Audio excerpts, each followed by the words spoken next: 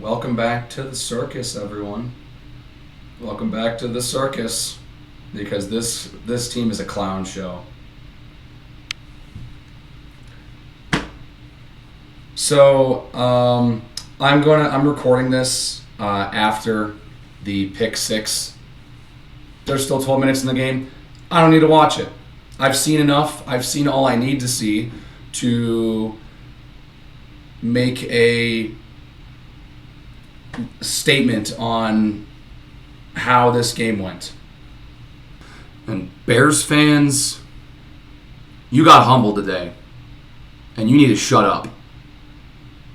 So as I'm recording this video, it is 38-14 in favor of Green Bay. And now the thought, usually when I get hopeful for a game against Green Bay, it's around in the third quarter, especially in a game like this where we're just kind of out of it, where I just kind of think like, why did I ever get hopeful for this game?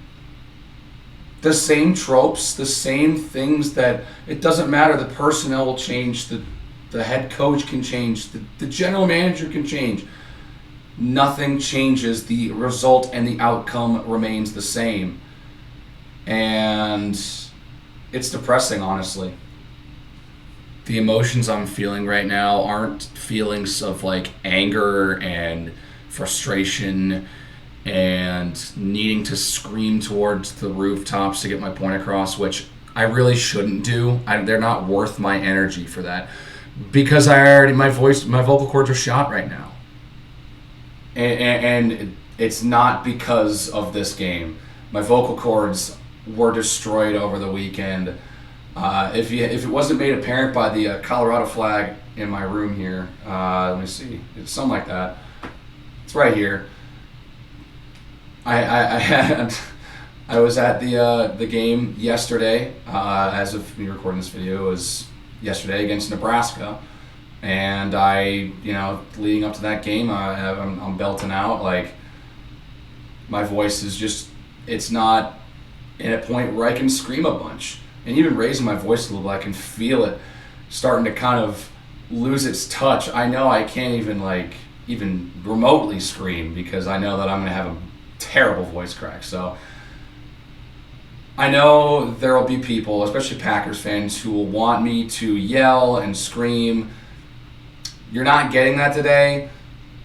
One, because I don't want to, because that's just pretty. It's just rage baiting, in a way.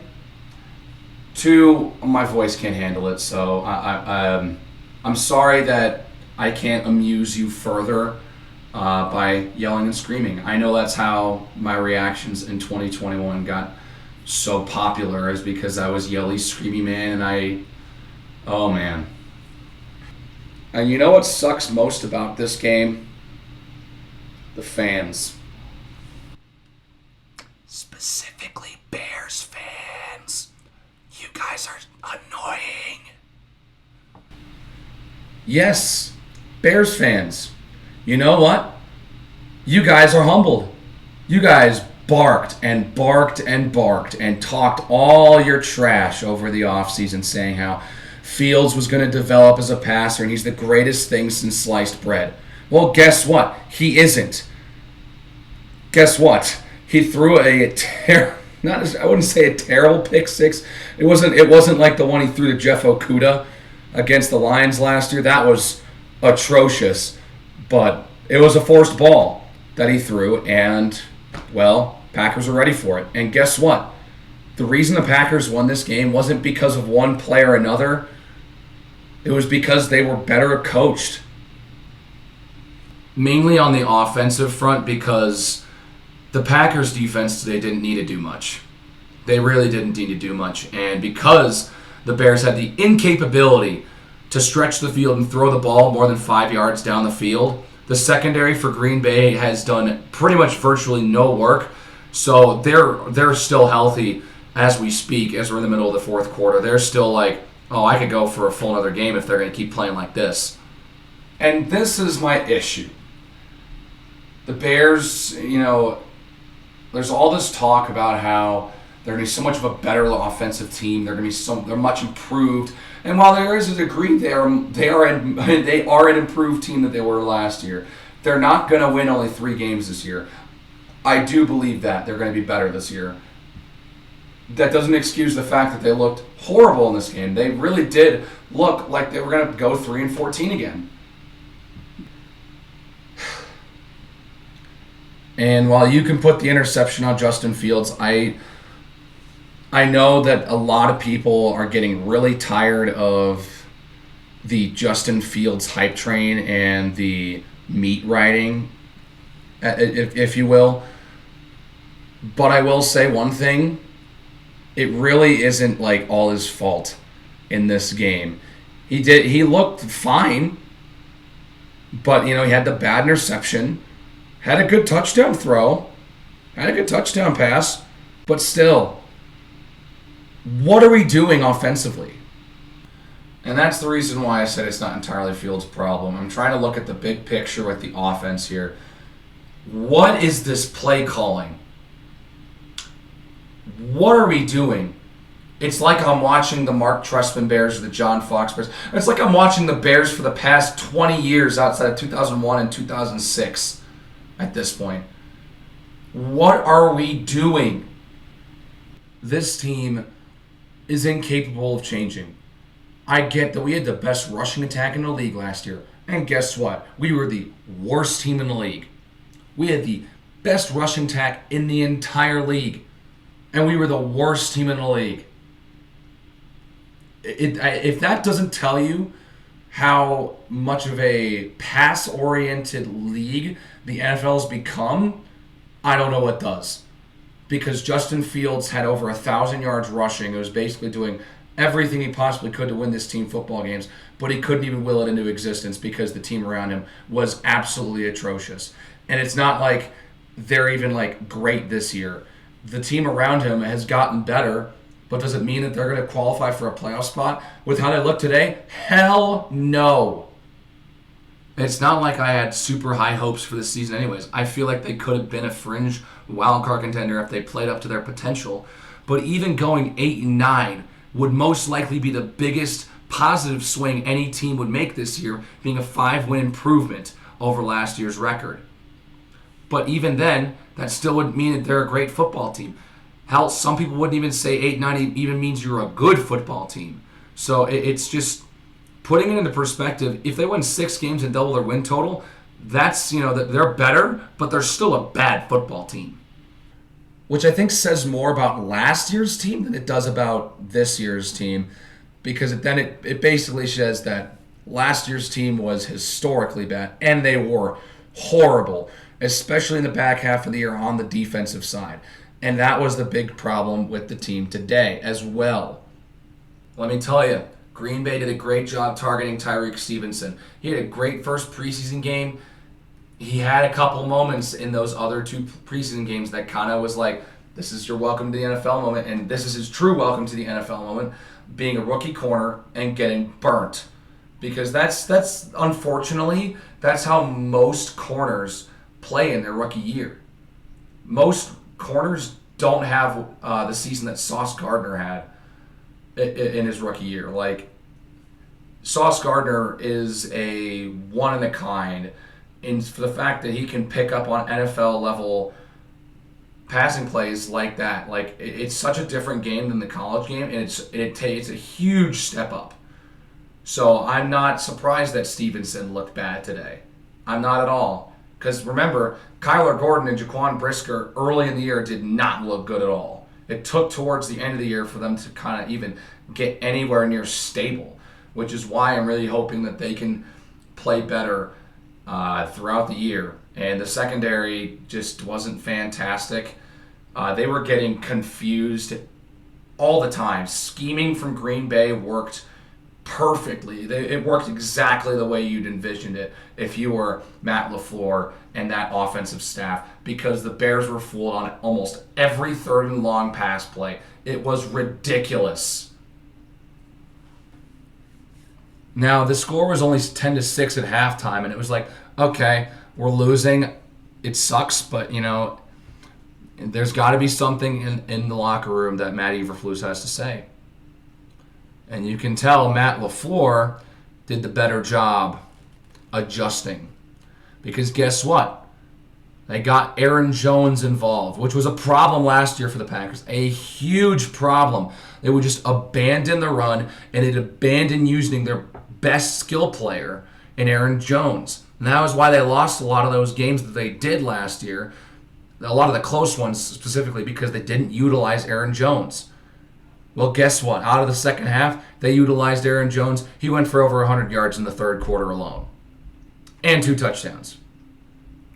So, I mean, that doesn't show Matt LaFleur that he needs to utilize Aaron Jones, arguably the best player on that roster now that Aaron Rodgers has gone. I think today did show him that. And it's really frustrating because, as a Bears fan, you'd hope that Matt LaFleur would ignore Aaron Jones and continue to abandon the run game, because then that would basically be shooting themselves in the foot. But they were smart and they adjusted. Guess what the Bears did when they adjusted for halftime? Nothing. Nothing changed. It's so frustrating. And I think this is where the Packers are still able to be a competent football team. Their coaching staff, I am really interested to see how Matt LaFleur does not against the Bears and this entire coaching staff, because really they look so much better against Chicago than they do any other team in the league. So I'm really interested throughout the rest of the year to see how Matt LaFleur does as a coach and how that coaching staff does with a new quarterback that's not Aaron Rodgers. If they perform well, guess what? They're a good coach. If they suck, well, Aaron Rodgers is part of the reason why they were even in the playoff hunt last year after they were started 4-8. And NFL fans around the world, not only Packer fans, but NFL fans are celebrating this win. Most NFL fans don't usually root for the Packers, but they were today because they are sick and tired of Bears fans thinking Justin Fields is the greatest thing since sliced bread. And frankly, this game did not use Justin Fields to his full potential. The offensive play calling was atrocious. Run up the middle, incompletion, punt. It's been a running joke in my family. When the offense is looking horrible, we already know next time we get the ball, run up the middle, incompletion, punt. That's the quintessential Bears drive, because guess what? The offense has not been good for the last, decade. The last decade outside of 2018 when they were somewhat competent with Mitch Trubisky and Allen Robinson and all those other skill pieces like Taylor Gabriel and Anthony Miller. That was a group of misfits that played fantastically offensively. And you think with Justin Fields and DJ Moore, what some people consider to be a great wide receiver quarterback duo, they didn't even get a chance to show off. DJ Moore had one catch that was really nice. That it made a catch, broke a tackle, and pretty much backstepped his way for a first down. But outside of that, he was a non-factor. And the receivers outside of him, Darnell Mooney was the only player who even did something in the receiving game. The receiving game was a non-factor. Like, the receivers did absolutely nothing. And it's so frustrating because I know that this team has the ability to stretch the field. I know Justin Fields can, as Luke Getsy was aggressive in certain points. But the offense is just too safe, it's too conservative, and there's no aggression on this team. There's no drive. This is the Green Bay Packers. They showed aggression on the first drive on a 4th and 1, didn't get it, and I feel like they didn't because they didn't get it and they were aggressive. They're like, okay, we're not aggressive for the rest of the game. We're going to run, and we're not going to change anything at halftime. We're going to stick to what we know, and apparently that's going to win us a football game against Green Bay. And that's not how it's going to work. That's not how it works in the NFL. That's not. This This is a passing first league. The fact that Justin Fields hadn't even thrown 20 passes at the end of the third quarter is ridiculous. That shouldn't happen. Should not happen in the NFL. If you want to win football games. If you don't want to win football games, by all means, let the quarterback only throw 15 times a game. It's ridiculous.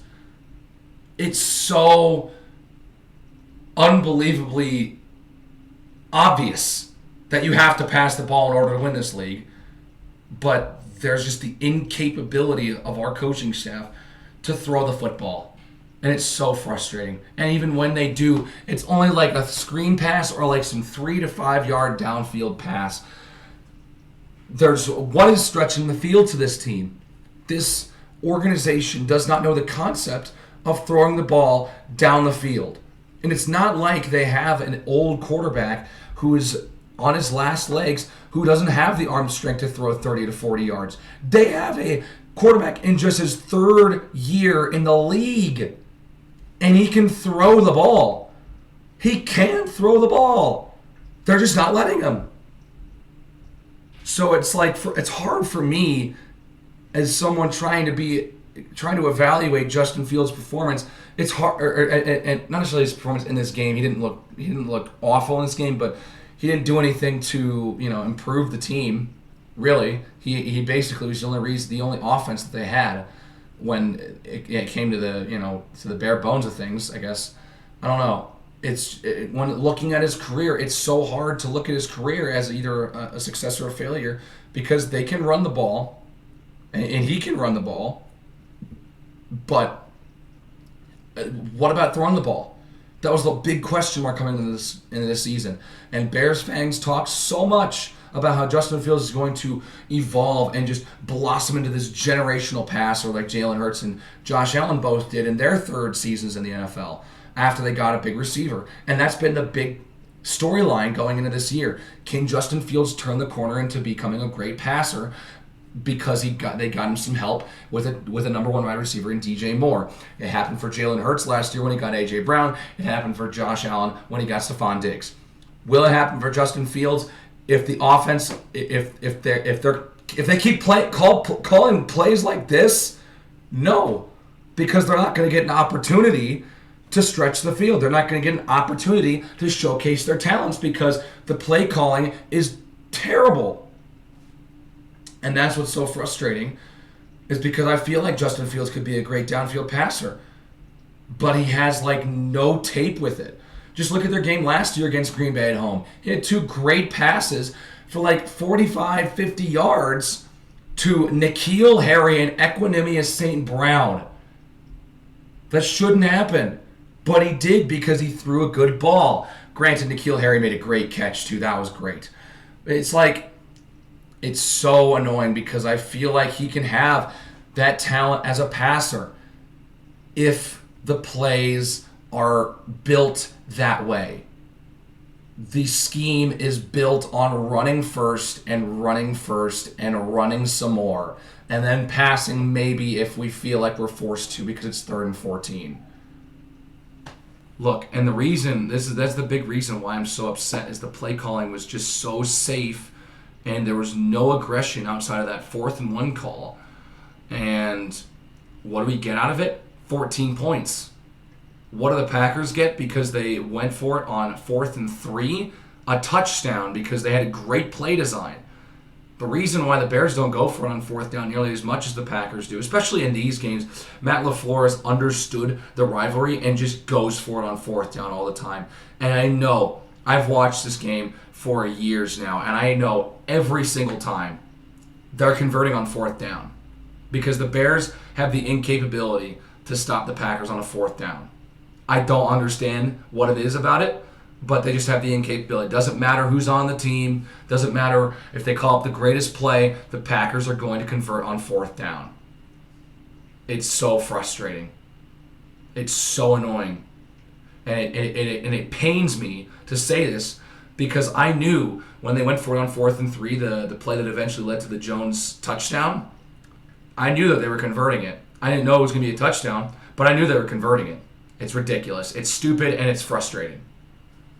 Now, I've talked enough about the offense. I've talked enough about the game. I've talked enough about the defense.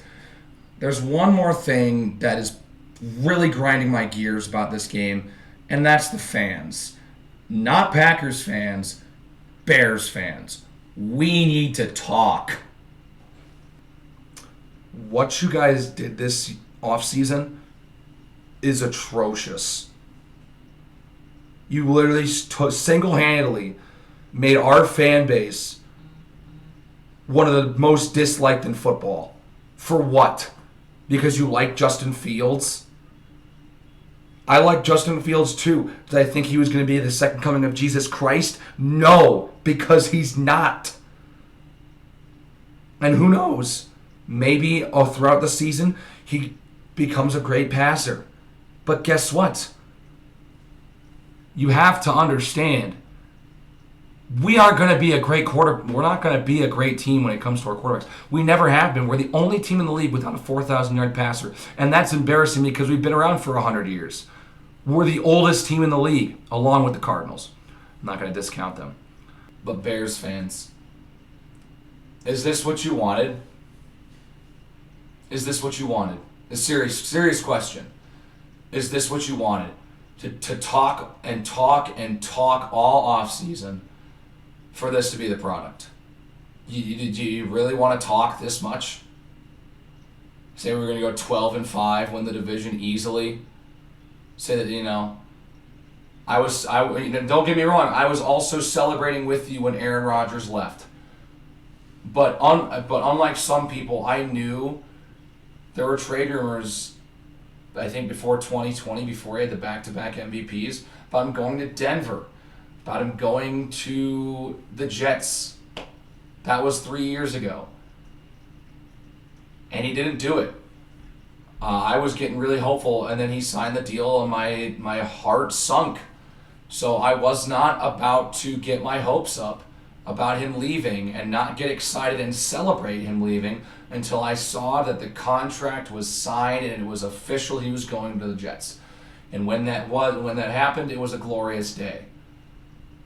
But now, is this what we wanted? Is this what we wanted? For Aaron Rodgers to leave only to keep getting our little behinds beaten in twice a year by the team that we hate the most? When is enough for this organization? When is enough? We've lost 9 straight against Green Bay. Did we sell our soul or something to win that game in 2018 at home? Did we sell our soul? Like, how? I understand the 2020 and 2021 games. Those Green Bay teams were really good, and the Bears were terrible. It makes sense. In 2019, we had all of the hope in the world. We play that opening game, we lose because the offense can't do anything. That game in Lambeau, man, that was a fun game, mainly because it was during the daytime. It was like the first time I had ever really gotten to watch a game. The Bears and Packers played daytime in Lambeau. And we may be getting that again this year because both of these teams aren't going to be really sniffing number 1 seed type stuff. Let's both agree here. Both of us are not going to be contending for the NFC Championship. But the way that the city of Chicago was pretty much just trying to laugh at Green Bay and do their victory laps before we even won a game against them, before we even exacted any sort of revenge, is ridiculous. And it shows how pathetic this fan base is to celebrate, and that the biggest move of the offseason, and the thing that we all celebrate the most, is something happening for another team. It's pathetic. I admit it. I was part of that crowd. It was the best move of the offseason. It was my favorite move of the offseason. We don't have to play Aaron Rodgers twice a year now. Do I think Jordan Love's going to be a Hall of Fame quarterback and is going to be on the level of Favre and Rodgers? No. Do I think he's going to be a good quarterback? He very well has the talent to be a good quarterback. There's a reason why he was selected in the first round. There's a reason why. And I think part of the reason why he looks so good today is that he knew he had the starting gig. Maybe at least that's kind of how I'm feeling. Maybe because he wasn't the number 1 guy. he wasn't, super excited. He wasn't like super stoked. Like, he didn't look the worst ever. But it's just like, why? Why did we have to? Why not we? Oh, I'm not part of this crowd. I did not really say anything. I really was just like, dude, I'm not celebrating anything until we win week 1. Did I think Fields was going to be a better passer? Yes, because I thought that they were actually going to let him throw the football, but they didn't. But dude, Bears fans, you guys deserve to get absolutely crapped on by a lot of these fans. Over the past couple of years, I have, especially in this series, I have been beaten down to the ground 6 feet under. And now that the Bears had, this was probably the most hopeful a lot of Bears fans had gone into a game against Green Bay since 2018, maybe that first game against 2019. And, we start to come out of the being buried, only for us to get buried back and beaten back down 6 feet under again. And at this point, you just come to expect it. I was laughing out loud. I was laughing after Justin Fields threw that pick to Quay Walker and he took it in for a touchdown. I was laughing because it was a clown show. The whole team is a circus playing against the Green Bay Packers. They're all clowns. They can't do anything. And it's really depressing. And one thing that I have learned, and one thing that I will say that has helped me in life, being a fan of the Bears against the Green Bay Packers, it has taught me to just not care. It has taught me to just come to expect the worst. Don't ever get your hopes up when it comes to the Bears. Or sometimes even just in sports in general. Don't get your hopes up. Don't talk. Sometimes not saying anything is the best thing to say. Because guess what? If you don't talk all the trash, you don't talk any trash, you can't get beat. You're not going to be the one that gets all the fingers pointed at them, telling them how stupid they are. You want to talk trash? Talk it after they win. You guys need to just shut up until the next time they beat the Green Bay Packers. Because, gosh, it is such a comedy show watching Bears fans delusionally say that the Packers are no match and that because they lost Aaron Rodgers is an automatic win and Justin Fields is going to be the next Tom Brady or something. It's just not how the world works. It's not how the NFL landscape works. And it's just,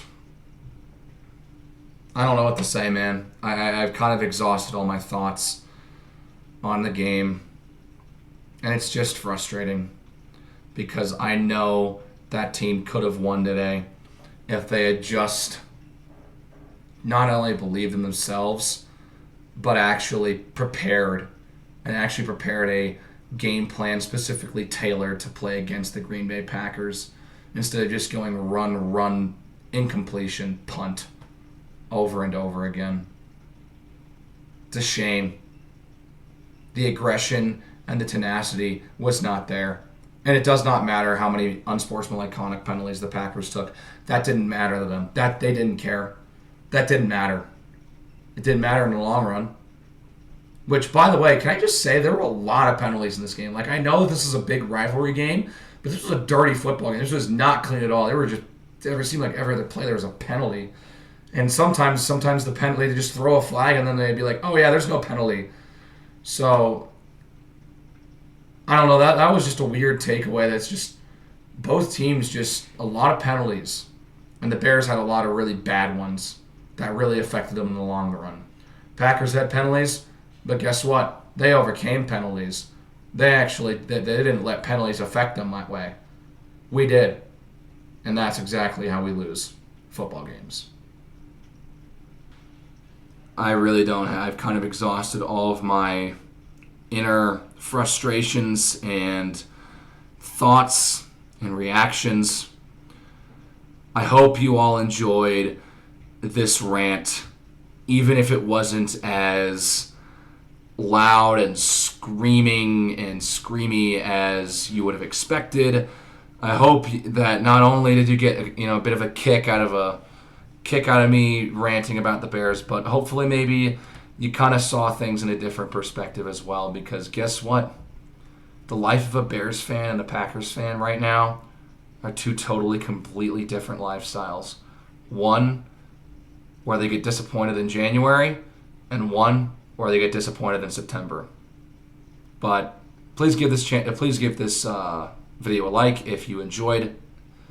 And on to Tampa Bay, who just upset the Minnesota Vikings on the road. Well, see you guys next week.